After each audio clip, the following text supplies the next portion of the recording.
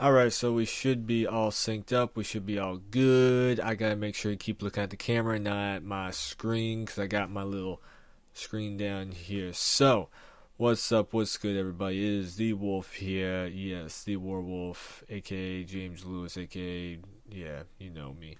Uh, so, something, a little bit of a video that I was kind of like pondering whether I wanted to do or not was we just had GDC press conference. Phil Spencer was there, and for those that don't know what GDC is, it's a press conference for kind of like developers, more or less. Not E3 is for us, consumers, and showing off like the consoles and the games and everything else. GDC is more or less showing off like this is what the developers bring to the table. So it's a press conference of like the parent companies of like Microsoft and stuff like that, and they're talking with the developing companies that make games and make software for like Windows 10 was a big display and everything. So we'll get into talking about this right here, right now. Press conference was being held. I got my little notes right here too that I'm going off from. So bear with me if I do take a second here. Just so press conference, it was about the future of Microsoft and the ecosystem of gaming and software and everything coming together and combining together. So Phil Spencer, this is a note that I wrote down. So I said, note, Phil Spencer used to work in the Microsoft Studios development team and everything. So to me, that gives him credit in the way of he knows how game developers are thinking. He knows what the marketing approach of everything is pretty easily and everything. So, he's been there. He's done like the nit-gritty work on the inside of developing and getting, stuff ready to be put out to us consumers and everything. So a big keynote for Phil Spencer, what he was talking about was the fact that Microsoft wants to take gaming and bring it across all platforms. If you have a Windows phone, if you have a Windows tablet, if you have the Windows PC, as like I got Windows 7 on this PC, yeah, and because Windows 10, you get the free upgrade and everything when Windows 10 releases. For Windows 7, Windows 8, if you don't know, that Windows 10 is going to be a free download so you can upgrade all your software over to Windows 10. And it's going to make sure that all your devices across everything, so the Windows phones, the Xbox One, I don't think the 360 is going to be getting too much of an upgrade in that department. They might try and do something with it. I'm not quite sure on that, but I know for sure the Xbox One is all Windows devices pretty much. All of them now are going to be running Windows 10. They're all going to be connected underneath one roof, underneath one platform. That's what Windows 10 is really. They're really stressing it to bring everything together, and that's what the big keynote thing was. They're gonna have also. I got notes in one hand. I got pictures of the press conference. I'm trying to flash up on screen, so I'm trying to kind of, put everything into one, like little spot here, so I can put it all up on the screen and give you guys the most information and give you my thoughts and opinions on everything the best way that I can. So also one thing that I would like to note is Spencer in his press conference briefing talk thing that he did with developers and everything, he says it's great to see Sony have the success that they've had. And it seems, because he's also talked about Sony and the outages that they've had with the PSN and everything. And I didn't mind the PS3 games wise. It was just PSN. I cannot stand the PSN anymore. And back in the day, I used to be the biggest fanboy of the PS2, and then I switched over to 360 with Xbox Live and everything, and just started playing online. And I don't know, I like the Xbox a lot more now. I used to be a big fan of like Crash Bandicoot and stuff like that back in the day. So, yeah. Just to give you guys a little bit of an insight, I'm not a big fanboy of every, of this or that. if currently right now I have Medal of Honor Warfighter, Dead Island Riptide, Half-Life 1, and DC Universe Online installed to my computer. So, and you've seen all the gameplay stuff. All my gameplay stuff on my channel is Xbox One, and I really like the Uncharted series. Oh boy, Infamous, Killzone was really cool. It was just like the online part didn't work too well. I kept getting dropped out of games and stuff. Like I said, it's just PSN. It does that, So don't take me as a fanboy at all. There's certain stuff that I've really loved on all the platforms and everything. It's just my experiences, what I've seen work, what works, what doesn't. So this is centered around the Microsoft press conference. I'm sorry for getting off topic. I'll get back on topic. So that was just to clear things up.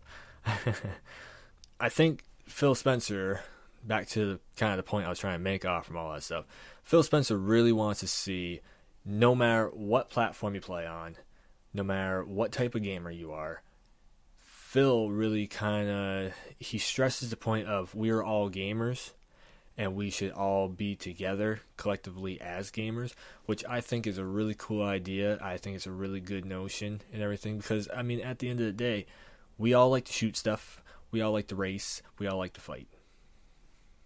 We are all gamers. We all like to sit down with a controller in hand, maybe a VR headset on our heads, a tablet in our hands, whatever the case may be. We all like to play games. That's the simple point of it all. In the press conferences, there was talk about VR and AR, and what those are is VR is a virtual reality, which is like the Oculus and stuff like that, where you put the headset, you put the headset on your head, and you got the little screen inside the headset, and you can see it and everything else.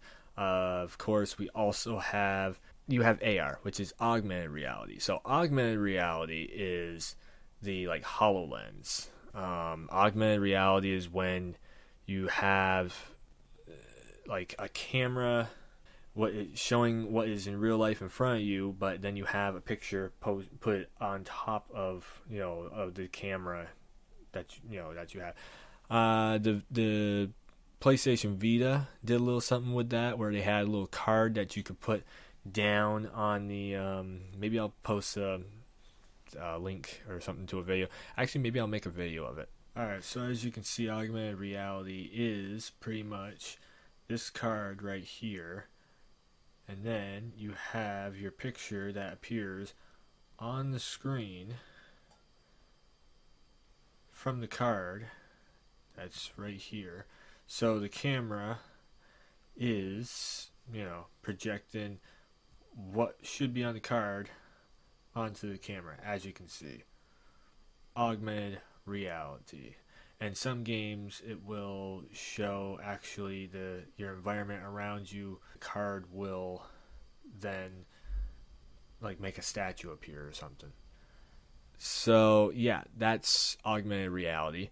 And then we have Microsoft is bringing in the HoloLens, which is going to be, it's going to put images in front of what you're seeing, through it's a pair of glasses where it's going to put images on top of what you're seeing.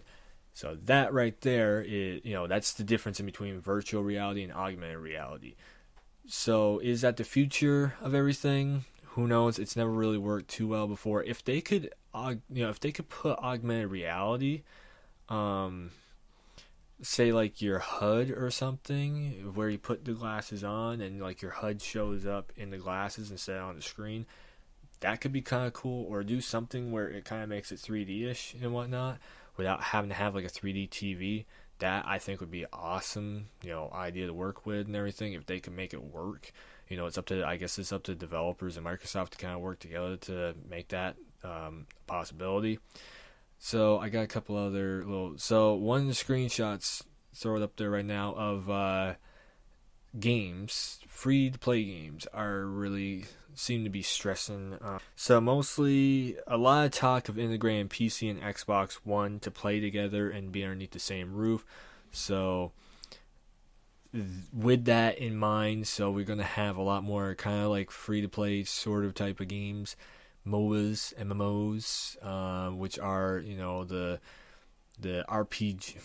I'm trying not to use technical terms for people that maybe don't know what I'm talking about. Pretty much, where you build your character up, you make a character what you want it to be and everything. So those types of games, and with an expansive world, possibly stuff like a Destiny, like a Warframe, like League of Legends, like World of Warcraft, those big world map type deal games where you build your own character and you make your character your own. A lot of those seem to be like a focus on the future of the console, of the Xbox. We've seen it a lot on the PlayStation. I think that they kind of brought the idea to the console forefront, and like I said, I'm not a fanboy of either console, so I give PlayStation credit on bringing that idea to the consoles. It's just I don't think their network could really handle it. Xbox Live is built a lot more tough in that aspect of it, where it can handle those games a lot better. I mean, we've seen it seems, I don't want to say opinions or whatever, it just seems like the games work a little bit better on the Xbox. I'm sorry for you PlayStation guys. I don't want to say fanboys. I almost slipped out of my mouth, but I'm not trying to say that. I'm just saying, hey, come on now, calm down, cool your roll down. The other thing too about all the platforms coming together as one, they're all going to be syncing together. So you're going to have, I might have a picture in here somewhere about all this stuff. I took some pictures out from the press conference, like screen capped them. So we're going to have Xbox Live on everything. And I mean everything. So if it has Windows 10, it's going to have a Microsoft Store app, and it's also going to have an Xbox Live app. So any people that are on Xbox Live, you can talk to them, even party chat with them on the console. When they're playing on their console, you're on your PC, you can talk between the different platforms and everything, which is really cool. So if you're on your phone, boom, you can talk with people that are on the Xbox. We could probably still do that with something like a Skype or some other app that is out there that I've never heard of or whatever.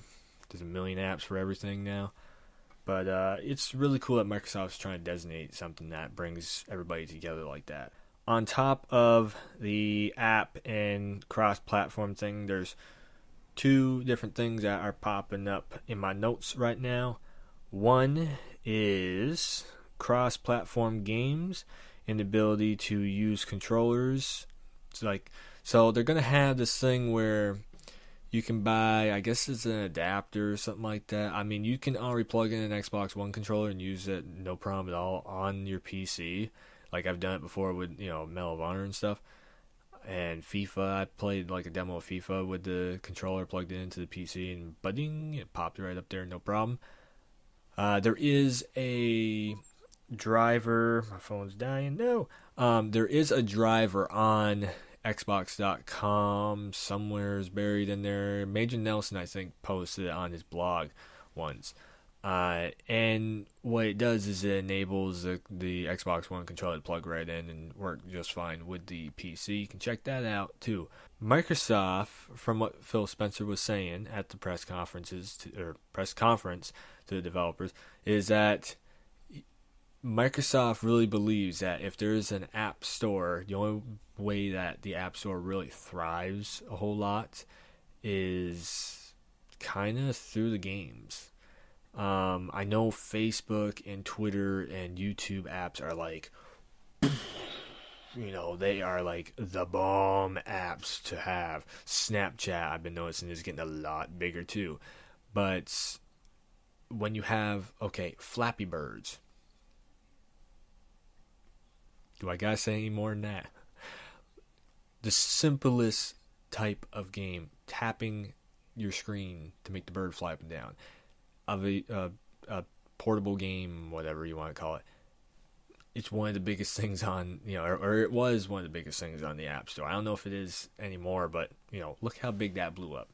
And then, even games like Minecraft, where they are kind of simpler, building stuff and everything. And it's huge. It's a huge thing that they do really well. Another thing about the Microsoft Store is that Phil Spencer, he said that the developers can kind of push their own price point on all of their apps and games and stuff. So what that's going to tell me is, just like on the Xbox Live, where we're having these huge, there's games going from like $60 to down to like 10. They're gonna be kind of following that same thing as I think what Steam has been doing. I've never used Steam, so I'm not quite sure, but you hear a lot about Steam, where they have these huge, humongous sales and everything going on.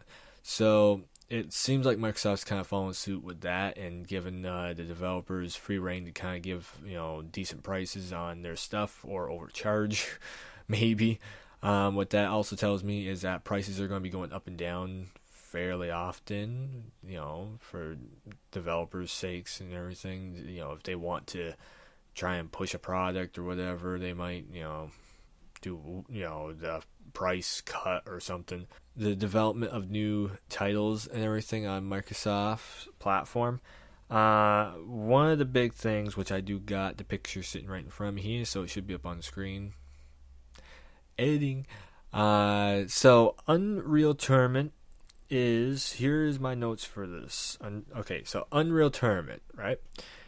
By Epic, the guys that made Gears and all that stuff back in the day and whatnot. So they have been given the public free range. I think it's a free download. I'm pretty sure it's a free download.